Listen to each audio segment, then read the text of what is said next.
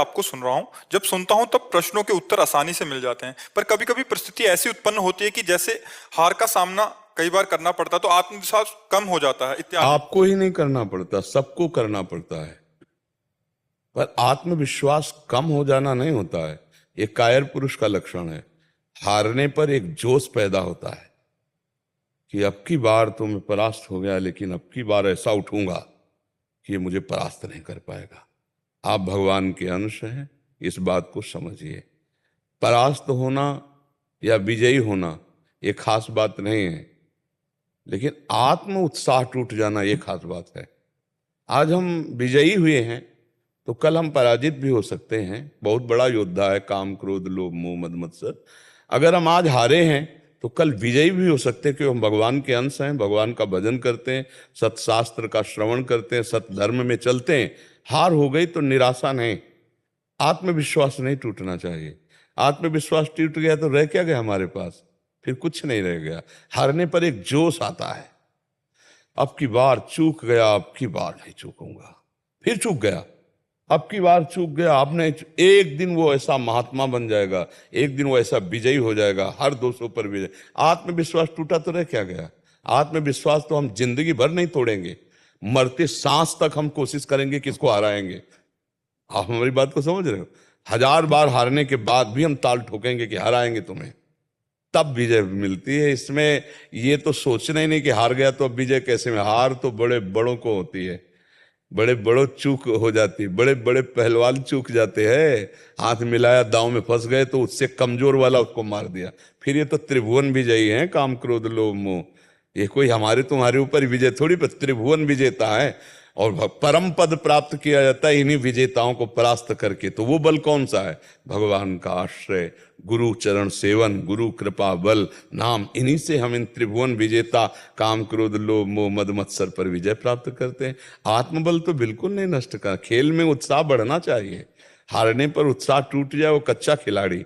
सुख दुखे समय कृत्वा लाभा लाभो जया देव। सुख में दुख में लाभ में हानि में जय में पराजय में सभान भाव रख करके हमें खेल में कूद पड़ना है। अरे नहीं, हमारे यहाँ जब गंदा आचरण अपना फल देता है तो मैं हार जरूर गया, लेकिन मैं राधा राधा रटता हूं, शास्त्र स्वाध्याय करता हूं, संत संग करता हूं। एक जगह मैं हार गया तो क्या मेरा जीवन नष्ट हो जाएगा? क्या ये नाम नष्ट हो जाएगा? क्या ये सदाचरण नष्ट हो जाएंगे? असदाचरण तो नष्ट नहीं हुए, उनको भोगना पड़ रहा है, तो सदाचरण कैसे नष्ट हो सकते हैं? मुझे उत्साहित होना है। एक बार चूक गया फिर उठूंगा, फिर गिरूंगा, फिर उठूंगा। ऐसे करते करते मैं इतना मजबूत हो जाऊंगा कि कहाँ गिर गया, किस कारण से गिरा, ये मैं कमी पकड़ पाऊंगा और निकल जाऊंगा। और सच्ची बात है बच्चा, गिरना तभी तक है जब तक अहंकार है इस मार्ग में। और जब अहंकार नष्ट हो गया तो कोई गिरा ही नहीं सकता है। जब तक अहम होता है कि मैं लड़ सकता हूं, तब तक हारना है। और जब ऐसे हो जाता है, ऐसे कौन होता है? आत्मसमर्पण कौन करता है? बलहीन। बलहीन आत्मसमर्पण करता है तो महाबल उसको स्वीकार कर लेता। महाबल है भगवान गुरुदेव, फिर उसको कोई नहीं। सुनेरी मैंने निर्बल के बलराम, निर्बल के बलराम। और जिसके बल भगवान, उसे सीम की चाप सके को तासु, बड़ रखवार रमापति जासु। जिसके रखवार भगवान है उसको ये संसार प्रपंच, ये नाना प्रकार की निंदा स्तुति घृणा, ये सब यही भरा हुआ है। आगे बढ़ो, हारना नहीं, हारना नहीं, अंदर से हारना नहीं। बाहर से अगर हार हो जाती है तो कोई बात नहीं, खिलाड़ी ही हारता है, दौड़ने वाला ही गिरता है। गिरा हुआ पड़ा है वो क्या गिरेगा?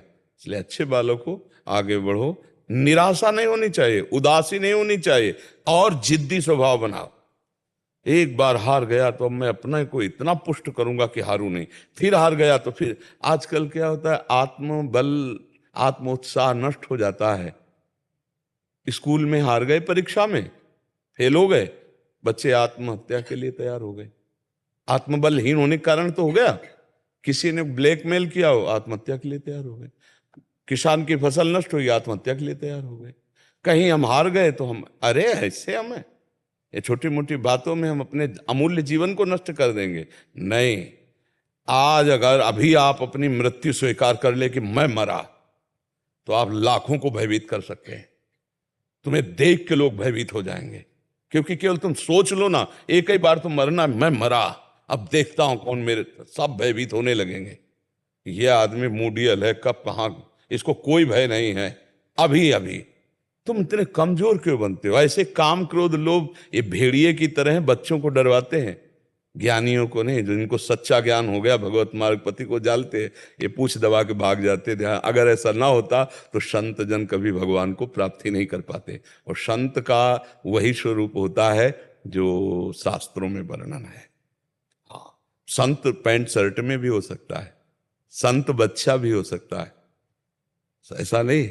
श्री सुखदेव जी 16 वर्ष के है ना, और बड़े बड़े ब्रह्म ऋषि खड़े होकर उनका स्वागत कर रहे हैं। 5 वर्ष के ध्रुव जी है, अटल पदवी प्राप्त की। 5 वर्ष के प्रहलाद जी सबसे बड़े महापुरुष हुए। नहीं तो ऐसा नहीं हो सकता कि हम पीले पहने हैं तो संत हैं, आप बनियान शर्ट पे हो तो आप संत नहीं। नहीं, संत लक्षण होते हैं। तो भगवान संतों को प्राप्त, देखो विभीषण से कह रहे तुम सरीखे संत प्रिय मोरे। अब विभीषण जी कौन सा वेश रखे?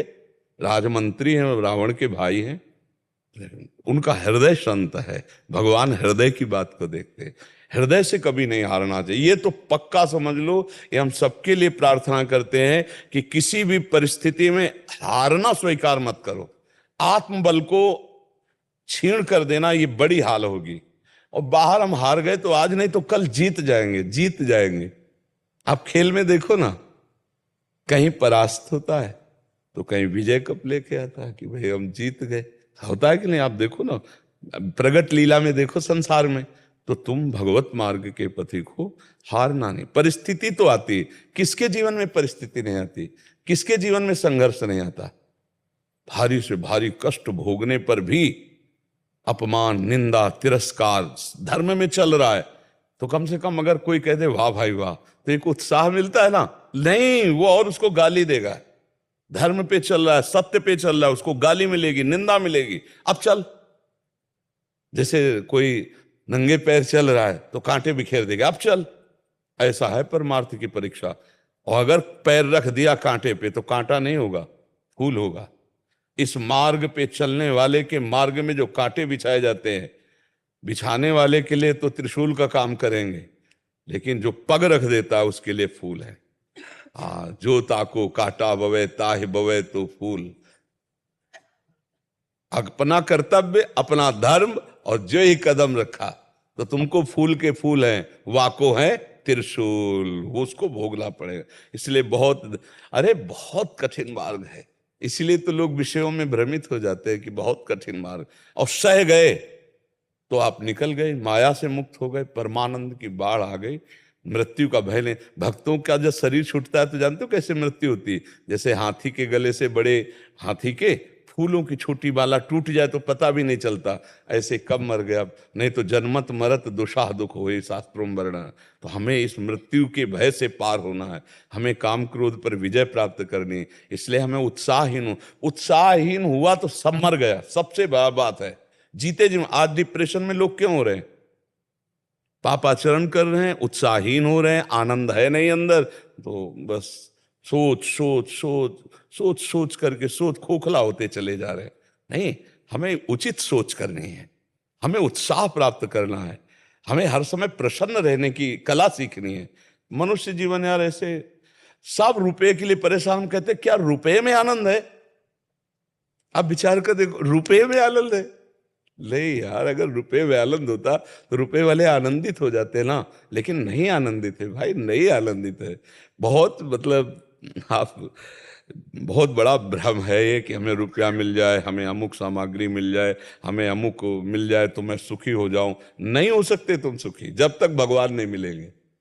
जब तक भगवान नहीं मिलेंगे कोई सुखी नहीं हो सकता, पक्का समझ लो। रुपया कोई खास बात नहीं है, खास बात है नाम जप और विचार। विचार से सुख प्राप्त होता है। जब कोई निंदा करे, जब कोई विघ्न डाले तो तुम तुरंत समझ जाओ कि अब हमारी भूमिका बदलने वाली है, मुझे प्रश्न का उत्तर देना है। तुम गाली दो, मैं मुस्कुरा के निकलता हूं, तो अध्यात्म की भूमिका बदल जाएगी। हमारी बात समझ लो। और ये बड़े बड़ों को सामने गाली सहना पड़ा है। सामने भगवान जब अवतरित हुए थे, स्वयं समझा रहे हैं दुर्योधन को। समझ में आ रहा है क्या? वो मान ही नहीं रहा भगवान को, भगवान नहीं मान रहा है। भगवान समझा रहे सब, तो हम तो भगवान के दास है, हमारी बात सबकी समझ में कैसे आ जाएगी? ये कभी सोचे ना कि हम सतमार्ग में चल रहे हैं तो हमारी बड़ाई हो। घर वाले प्रतिकूल हो जाएंगे, पड़ोसी प्रतिकूल हो जाएंगे, बगल से ही निंदा होने लगेगी। अब चलो, अगर छोड़ के बैठ गए तो फिर असली हार हो गई। और अगर आप चल गए भगवत मार्ग में तो जीत जाओगे। ये भगवत मार्ग है, बहुत कठिन मार्ग है, मतलब बहुत कठिन मार्ग है। मतलब बस यही कठिनता को झेल